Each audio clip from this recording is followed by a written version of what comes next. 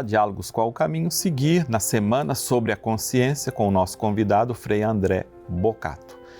Hoje ele vai tratar conosco sobre as fronteiras da consciência. São novas fronteiras que nos desafiam. E ele traz o tratado da bioética frente a essas novas fronteiras da consciência. É muito interessante, muito profundo. Vamos acompanhar. Hoje vamos falar sobre a consciência.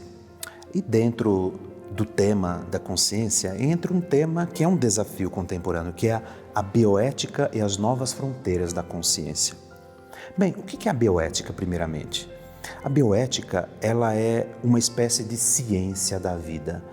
É o que alguns especialistas chamam de ética da vida. A própria palavra bioética, bio mais ética, significa mais do que uma ciência propriamente, uma sabedoria sobre como conduzir a vida, levando em consideração os avanços tecnológicos, principalmente no âmbito do determinismo de algumas ciências da vida biológica sobre o corpo humano, sobre a subjetividade da pessoa. Pois bem, a bioética ela vai nascer enquanto uma área de conhecimento e do saber nos Estados Unidos, mais ou menos nos anos 70, 71, com um autor, o Potter, que era um oncologista, um médico que, acompanhando pacientes de oncologia, ou seja, pessoas que sabiam que não iria sobreviver muito, o Potter ele pensou o seguinte: como eu vou comunicar a essas pessoas sobre o fim da vida? Como lidar com o fim da vida? Será que as técnicas de perpetuação da vida ou de antecipação da vida para aliviar o sofrimento dessas pessoas é usual?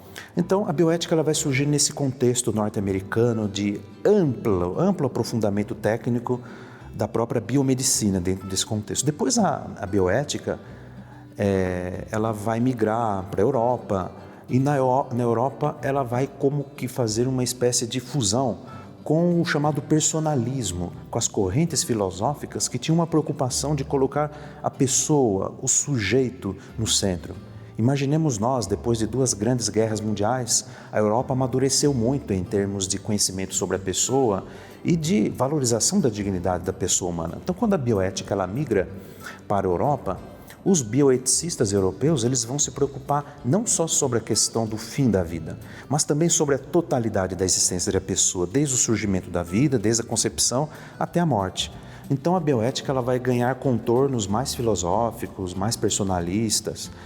E quando a bioética também ela vai ter um aprofundamento no mundo latino-americano, no nosso continente, os bioeticistas aqui eles vão expandir a reflexão mais principialista dos Estados Unidos, mais personalista da Europa, para uma visão centrada na justiça social.